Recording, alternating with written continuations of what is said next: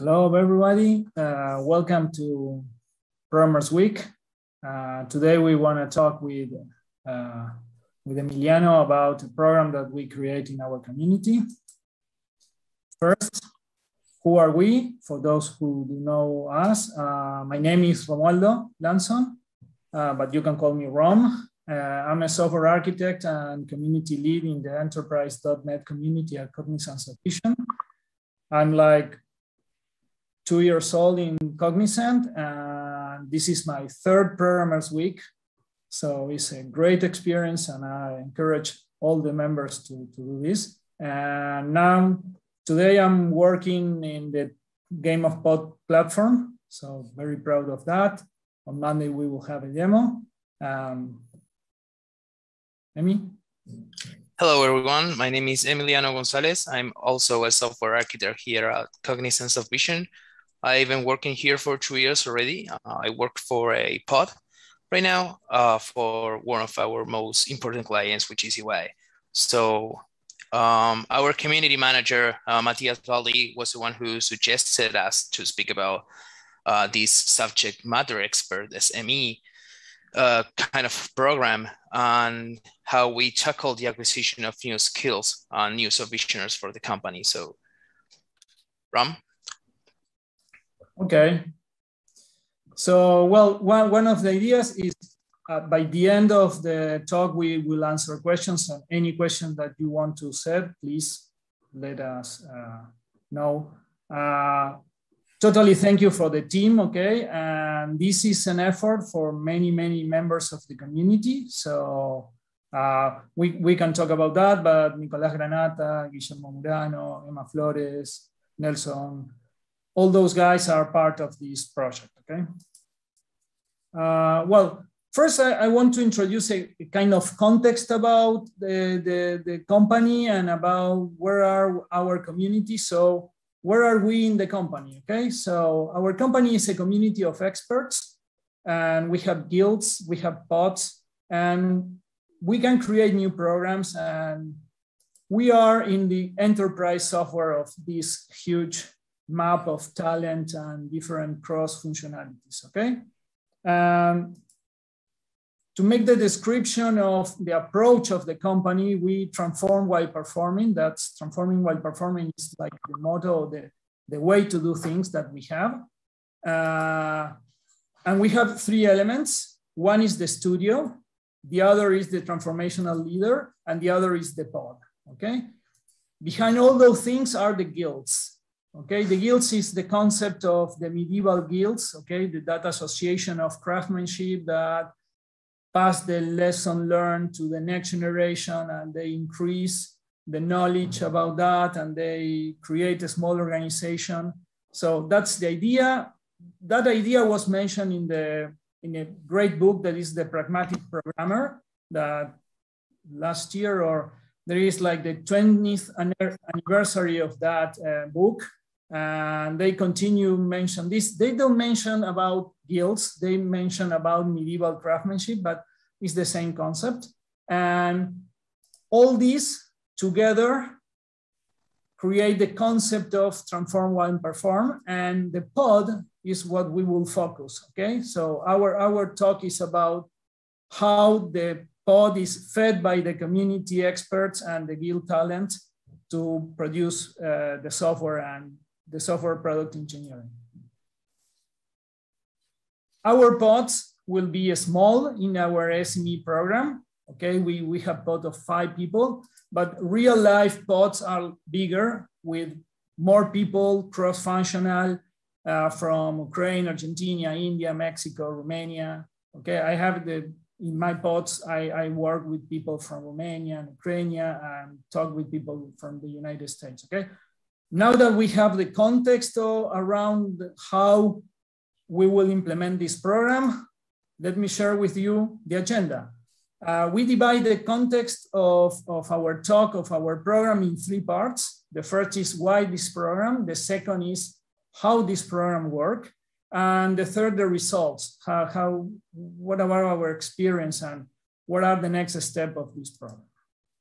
A bit of history of the program. Why we we name this a subject matter expert leading in tech and culture. Well, the idea is we need to cover a lot of things in our community. And when we start working with our community manager, the first idea was to create an escuelita, a little school. And that idea soon grows up. We need more things. And then we call 4 of our experts in our community to gather ideas, to lead the process to create a program. And those ideas was a mix of tech and culture items. Okay, so we figured out that we need to do more, not only tech skills, videos, and presentations. So we figured out that this can be transformed to a program. So why this program? Well, we have like 3 reasons to this program. The first one is the demand of developers. The second is our software developers need to understand the challenges that they have day to day in the pod model, okay? And the third is our pod members need to be digital transformation ready, okay? We need members that understand the transform when performing. They need to understand our culture of work. So that's the concept. And we use our expert to share that experience with those guys that are in the pods. In other terms, what are the needs of that the program wants to solve? The first is we need developers. That's history is true. We have statistics. We have links that share these things. So, and we are not talking about the recruiting process. Okay, so we have like 2 ways of solving the problem of talent. One is find talent outside the company. The other is find talent inside the company. So we are not talking about the hiring process. We have developers. We need to skill up those developers, and we need to short the skill gap that we find out, okay? We know that we are in a tech talent war, so we need to tackle the competition. We know that we need to address the digital gap, and we know that new IT employees in our company need to understand and upgrade the skills that they have, growth in the skills to understand the pod model. Okay, so pod model is something that we have. It's not that you go to other companies and you have pod models. Okay, so this is Softvision. So we need to share that idea. Okay, more data and facts. Okay, so this is a graphical representation of how the total number of developers is growing based on the accumulated experience among them, right? So this is based on a very interesting article from Robert C. Martin, the author of Clean Code series. He guesses in that article that like the Moore's law, the number of programmers in the world doubles every 5 years. So this is kind of introducing an experience gap among us programmers, and also increases this kind of teacher-student ratio between those as well. For example, we could say that we could have, I don't know, 10,000 programmers or something at the first year, and they have an X amount of accumulated experience, right? So after 5 years, now, if we follow these rules, we might reach 20,000 programmers, right? But that experience is not going to be the double that we had before, because those programmers are going to come year after year, and not all of them are going to have these 5 years of experience, right? And this is also the same place in where we lower this kind of a teacher and student ratio that we need to kind of maintain if we want to develop the skills of those who are just entering the company, right? So we had this need to identify these potential gaps that we have between their current competencies and their potential, which is going to be the final after the final objective after this program, right? Right. Okay, you can move on. Okay, so what are the ideas that we have? Okay, so when we start, we create a bunch of ideas. So those ideas are more e-learning, more Udemy, more leadership, more pair programming, more retros, whatever. And we find out that all those ideas, when we need to put tech and culture, we need something more real and more serious. And the winning idea was to create internal apps with the pod model in mind, okay? So it's not like coding something, that is create an internal with the pod model, okay? So real application of our model. Also with the ideas, we have some philosophy of trust behind, sorry. So we need to understand, we want what computers to do, okay? What we want a computer to do. That's a thing that I want to mention here. The idea behind this is we need to anticipate the consequences of the things that we are doing, okay? Transforming while performing means that we do things, we do software, we take care of our client. And the second part is the limitation of our organization, okay? Our community has limits, but if we want to challenge this problem of skill gap, talent, our pods delivering more software, we need to understand that we need a collective action and that we need to use some methods that are not market oriented, okay? This is when coordination and voluntarism starts, okay? Both of we work in our pods and we do this as an extra thing. We believe that we can grow our community and be part of the community, transforming while performing, okay? So we shared our knowledge, our experience, our skilling, and we try to do that, okay? We research a lot of frameworks. We will mention one of the framework is Cure. I do not spoiler alert right now. And the other thing is one of the frameworks for the culture that we find in the literature. And we think that those are elements that we apply in the program and we think are great frameworks to share with you today, okay? Okay.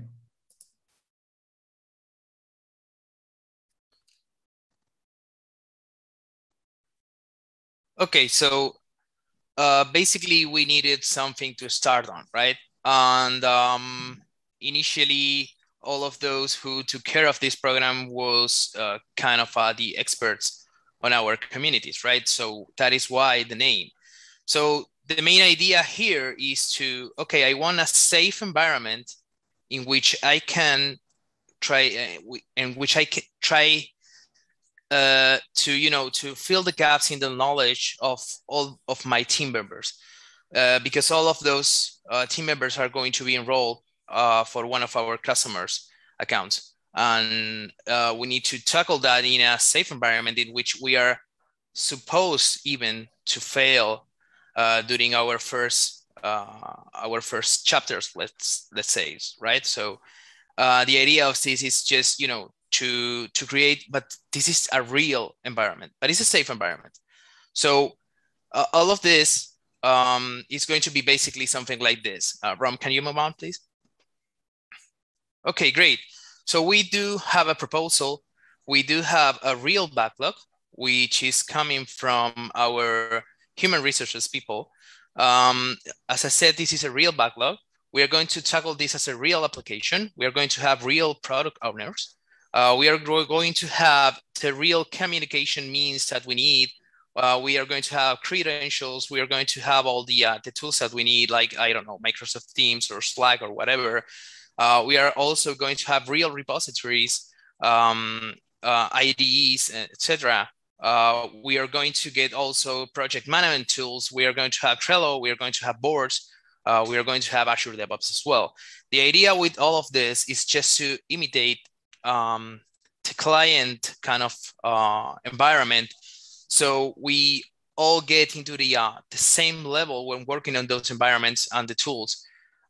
So once we get to the client, we can, we're all going to be comfortable with that, and we're going to be able to perform on those.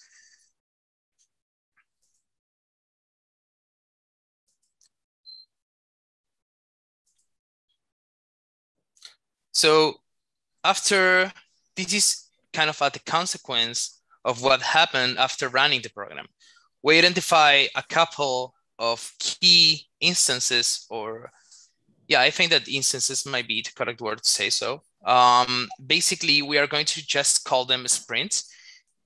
This doesn't mean we should go with Scrum, right? This is just agile mindset. We can call this these stages whatever we want, right? But the first thing that we need to actually do is get our hands on the code and the new application that we are going to build based on our real backlog that was provided by our human resources team, right? So, okay, so we gather up the team, we do the team building stage, and we just get our hands on and start coding. So for our second kind of stage, this is going to be, if we are using sprints, so the first sprint, which was hands-on, is going to fail awfully. And that is just a reality. We cannot escape that. And that is the idea. We want to fail in this stage. We actually want to do that because in our second stage, we are going to be able to identify all the gaps and the knowledge gaps that made the first stage fail, right? So this is, I think, the most important stage. We are going to do some kind of a retro or something like that. And then we are going to be able to identify all the knowledge gaps in the team. After that, we can plan a new sprint if you want, if you are using Scrum, and try to tackle them using, doing some planning accordingly, right? And after these two stages are done, we are going to finally have some kind of evaluation sprint in which we are going to see all the progress and in which we are going to measure our success for our new user stories and how we are building our application. Okay, we can move on this.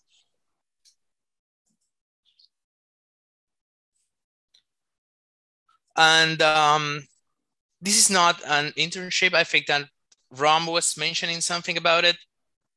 Basically, this is not an internship because we are not putting the future position of the trainee in scope. Basically, we are not just going to throw 4 or 5 people into a team, measure their performance, and try to see if 1 or 2 of them are going to remain in the program or even in the company. We are just grabbing people that's already there, already in our company, and we are identifying the gaps of knowledge that we need to tackle in order to staff them into a already running pod. That's the idea also for the safe environment, which is the second point. We want it to be a safe environment because we want, as I say, in the first sprint, we actually want to fail on purpose. And also knowing that this is not kind of a real environment, then all the learning pressures of the process just go off, right? Right. Well, those are the expectations that we have when we create this journey, okay? There are many ideas, but the whole idea is this. We focus on the process of learning, okay? So we do not try to cover all the technologies, all the patterns. We want learning everything, okay, about an area that is needed to solve the backlog that we have, the real backlog, but in the process focuses on learning that. So you can fulfill the expectations for the next, and you learn the system, the method of transforming while performing. Okay, the idea is you get the tools here, and from here, you are part of the pod model, and you need to continually learning as I do or Emmy do. Okay, that's the conclusion that we want to have as a journey. Then we have our culture that we need to share. I will put, culture is a big theme, but we decide to put here 3 elements: the core values of Softvision that are known for us, but maybe people do not know. That is, inspire people, make an impact, listen and share, better together. Agility is a mindset, and make it happen, okay? All those 6, if you compare with the agile mindset, okay, the individuals and interaction, the working software, the customer collaboration, responding to change, all those agile manifesto ideas are inside those core values that I share with you. Okay, so by the end, being a Softvisioner is having these 6 core values in mind all the time, okay?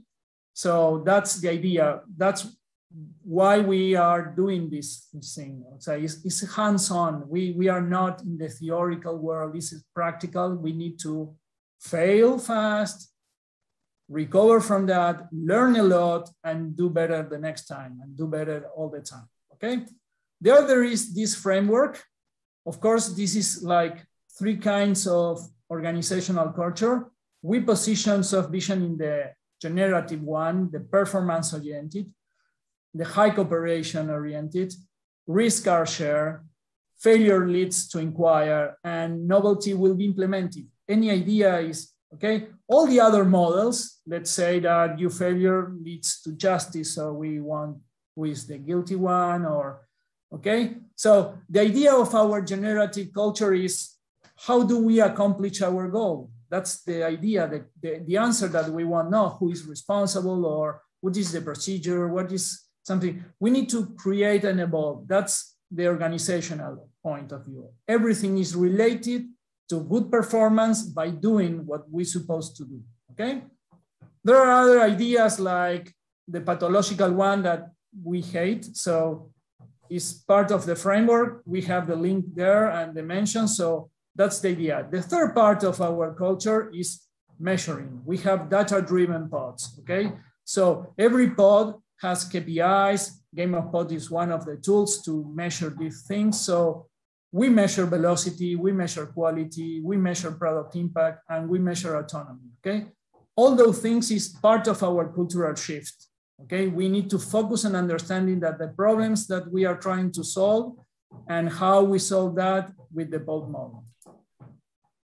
We want to talk a little bit about other gap that was the problem of COVID-19, okay? We understand that all the studio strategies that I mentioned at the beginning of the talk are not the same right now, okay? The same experience that I have is no longer available for the new members of Softvision. But we know that we tackle that, we open the camera, we manage the tone, and we try to figure it out because we already are a company that had work from home strategy and experience, but sometimes the new IT employees that we have, the new members of our community do not have that experience. So we need to cover that, and we tackle that too in our, this is another gap, it's a small gap, but we need to think about that, and we want to mention that, okay? Okay, so getting into a little further detail about how we implemented this program, right? And this is referring to the proposal itself. So basically, we had a new team that we need to build up, and we have some senior developers in our company that we want to, spoiler alert, we are trying to upskill. So I've been in that position in which I was just coding for, I don't know, 2 or 3 years, you know, doing Udemy courses or something like that. And that was just not enough for me. So I think that this is an awesome opportunity for senior developers to upskill their current skill set, right? Because, hey, I need to create a new application, and this is the perfect occasion for us to learn about, I don't know, maybe domain-driven design architecture, right? Because that is not something that is going to happen always. You are not always going to be falling into a project which is going to have a new architecture model or something like that, right? So this is a great example of how to upskill our senior community members into new architectures or new practices. And they are also going to, to need to follow that architecture up because the new team members are going to be working in that as well, right? So this is the actual example that we used. This is trying to imitate the ones, the environment that the architecture that we have on our clients. So in this example, we have like vertical slices, for example. And this is a concept that might be a little difficult to grasp if you come from, I don't know, from NBC or from somewhere else. So why don't you just start working on this on the program?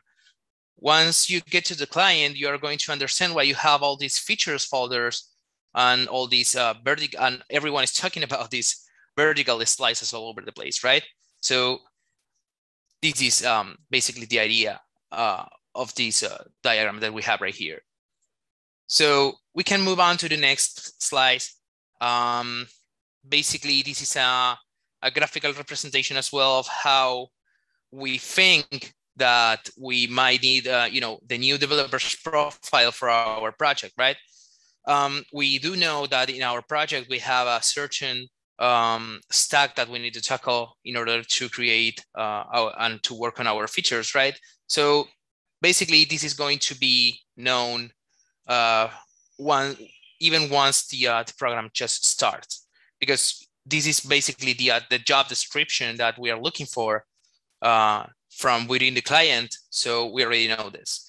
This is going to be the idea of the sprint one that I was talking about a couple minutes ago, was to identify the gaps that we're going to have in every developer that is joining the program based on these skills that we are seeing on screen right now.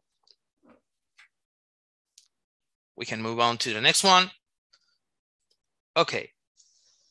So when doing retro for Sprint 2, we can actually try to map out all of these skill gaps that we find. This is an example of how skill gaps on a random developer can look like. And basically, this is what this is going to give us. Is going to give us a good look on how to plan the Sprint 2 accordingly based on the, maybe the capacitations or courses you need to take in order to fill those gaps that we see right here. In this example, this developer never worked on Node.js or Cosmos DB. So I think that those should be, the most important priorities for us right now. And maybe half of the capacity of next sprint should be dedicated in, and taking some trainings about that, right? So after Sprint 2 and after tackling these difficulties that we have right here, the idea is to have something like this. So as Ram said a couple minutes ago, we are not always going to learn everything. We are not trying to teach everything that we know, because that would be just impossible.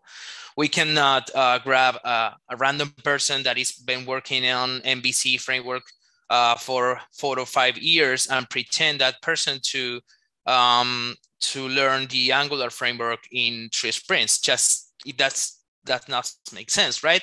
So, but what we can do about that is just level up all of those knowledge for that particular developer, right? And try to set them up running for the actual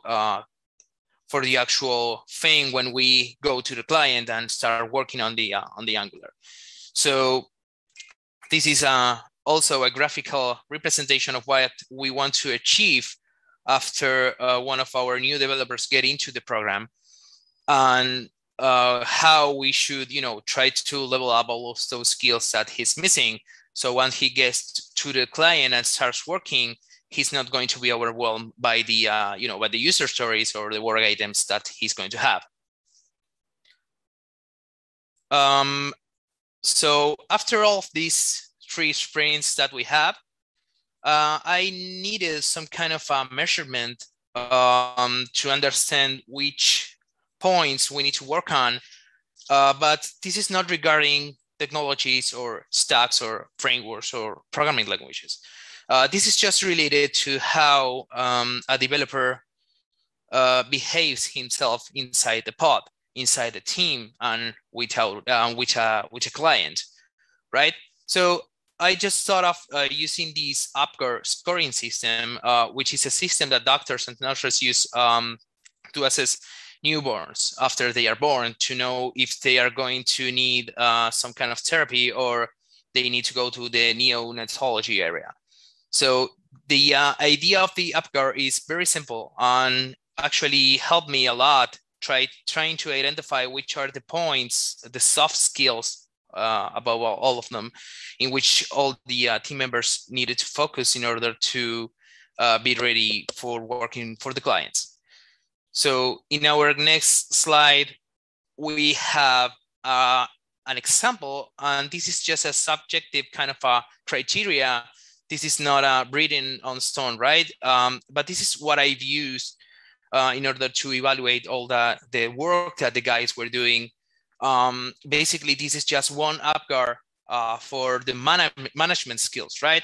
I was just trying to measure, hey, how often are you actually updating your effort, and how often are attending the required meetings that you need to attend, right? I also follow up, I don't know, repository conventions. Did you understand the workflow, how we are working with that? Were you able to estimate your work?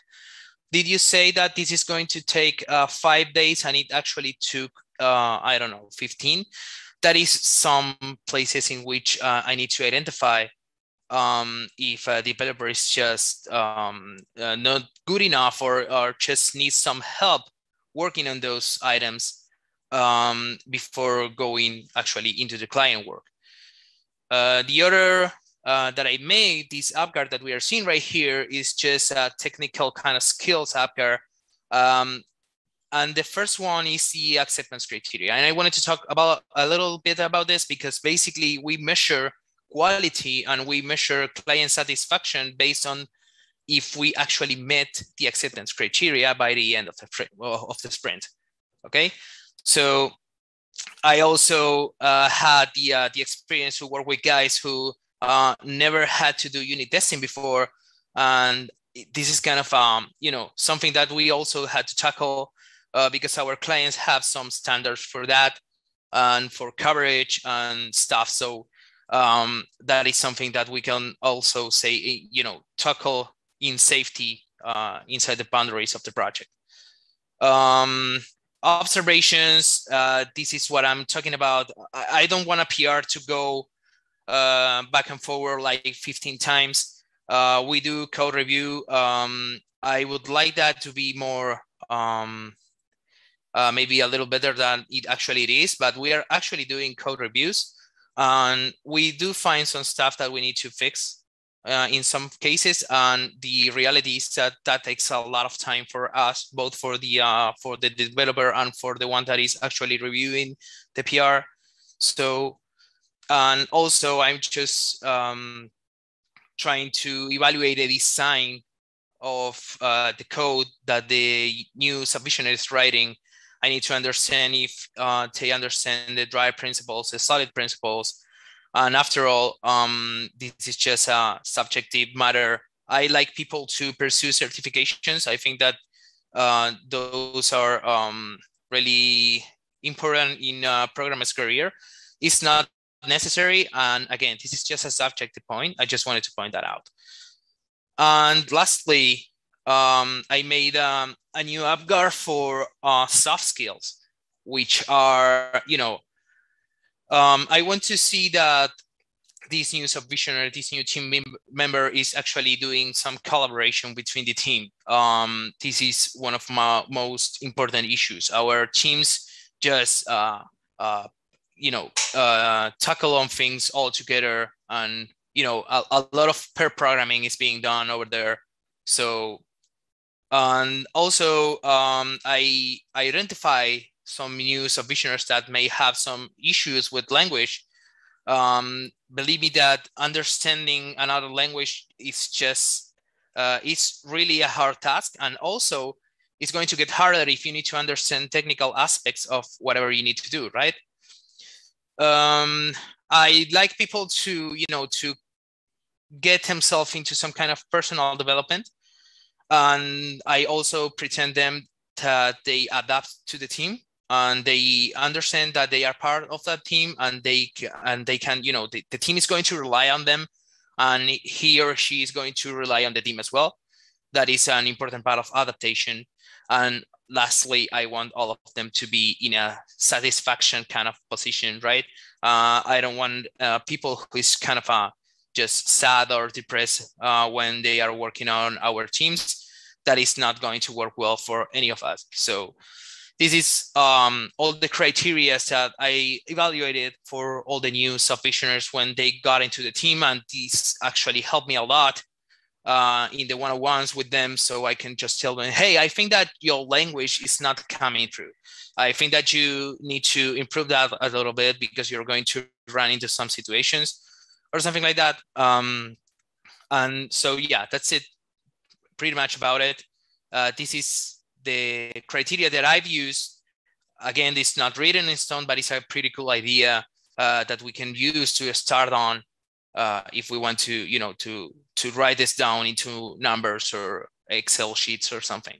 Okay. So after all of that went through, we already talked a little bit about this CURE kind of a framework or idea, if you want to call it that way. We were actually realizing that we have these kind of a different kind of learning processes all going on all over the place, right?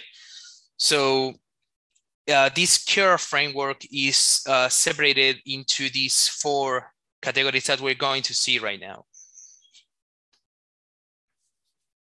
So the first one, the C, is for cross-skilling.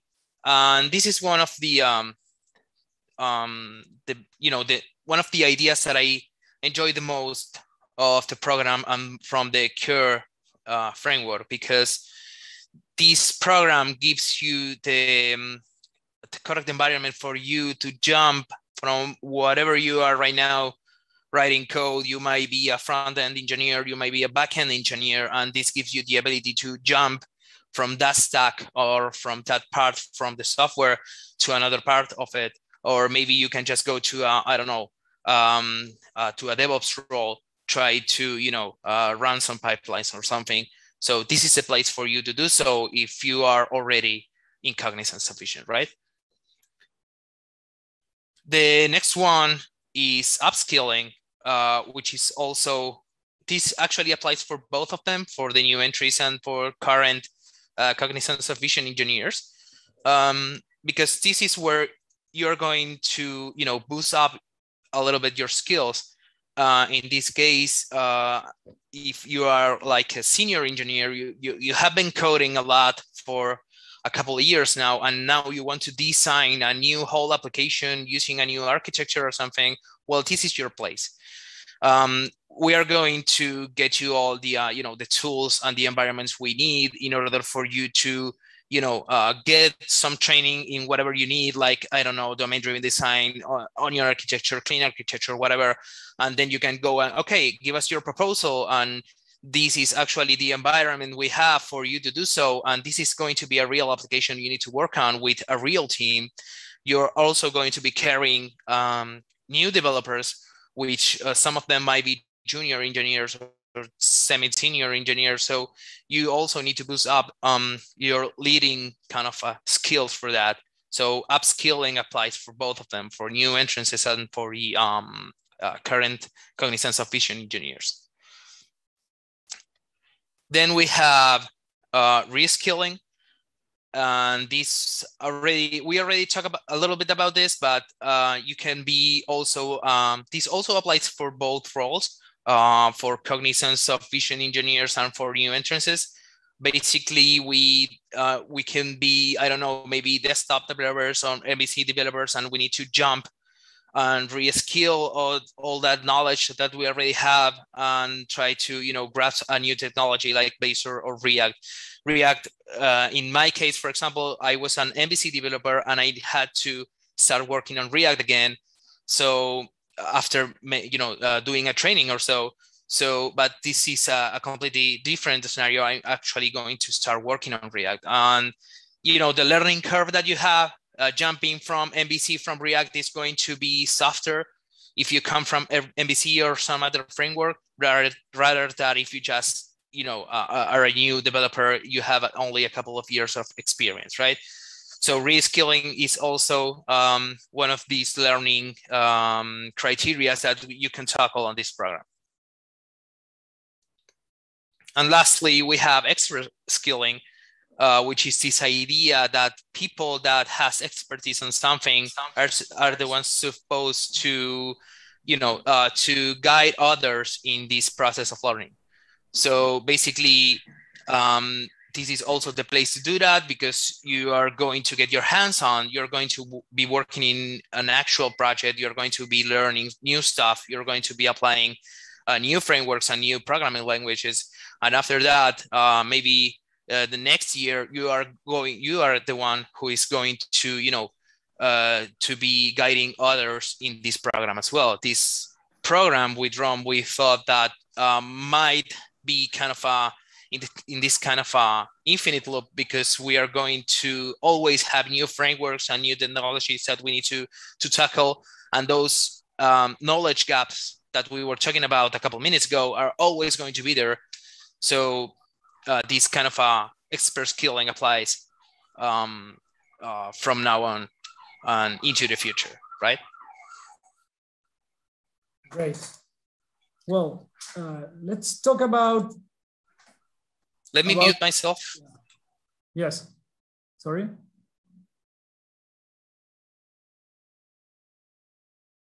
I don't hear you. Okay. So our experience, we learn a lot. That's the short answer. Okay. So we experience that we can create more things. We can understand those frameworks that we do not understand in the past. So right now we have framework for the culture, framework for the skilling. We understand the UpGuard idea that Emi talked about. So we measure, we use the same methodology of the pod model for the new ones and the things that we think that we need to do in the future, okay? And we learn a lot. And we learn also how to balance this collaboration and voluntarism that I talk in how we jump to this program, okay? The other thing is, I will share with you faster is what are the benefits of this program right now that we have already have team 1 and team 2 already. Well, we contribute to the culture. We develop the pipeline of the future employees of our community. So we reduce the time. We think that the 3 sprints that are, as mentioned, not exactly a Scrum. A sprint is something that is more agile mindset, okay? So we are not strict, because we don't have a Scrum Master, for example. So we are like a team of expert and developers learning things all the time. But we want the role, okay? We want the reality of the cards. We use the use case scenario. We use the acceptance criteria, okay? So those are the things that we want. And the first thing is that we take advantage of our experts, okay? All the knowledge that our expert can share in the program are welcome, okay? This is practically the concept, the final idea. What we can talk about the next steps, okay? So the first is consolidate everything that we mentioned here, artifact documents, review everything. We are in the loop of the expert skilling. The second is, this is a program that we see that to stay relevant, okay? When everything is new and you think that you put that in your loop, you will not lose or be relevant with technology, with the strategies, with whatever we need to do, okay? The other is increase the community participation. So you want to be a tech lead. We have one of the members was a tech lead that want to improve the leading skills. So we have juniors developers that want to learn as what the example was someone that do not know Cosmos DB, for example, but we have a tech lead in that team that needs to learn how to lead the pod, for example. And we do that, we have that participation. And the other part is create a space of opportunity. Right now from the program, we have 1 or 2 ideas that jumps from the program. One was a challenge that we create. With one of the cards, we have a pipeline, a hiring pipeline, because remember that the requirements came from our human resource department. So we create a challenge that is to create a hiring pipeline.